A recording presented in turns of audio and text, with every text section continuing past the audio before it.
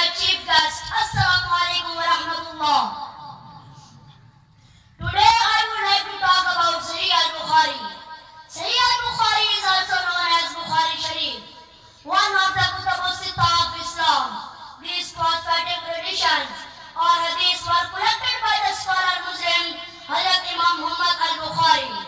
Muslims view this as one of the two most trusted collections of hadiths, along with Sahih Muslim.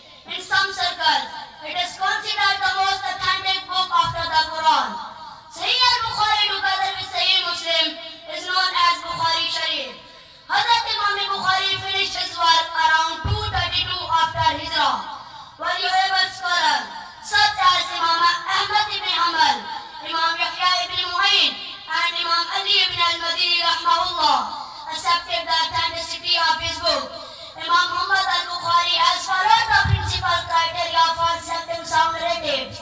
Imam Muhammad al-Bukhari accepted the narratives from only those who, according to his knowledge, not only believed in Islam but practiced its teaching.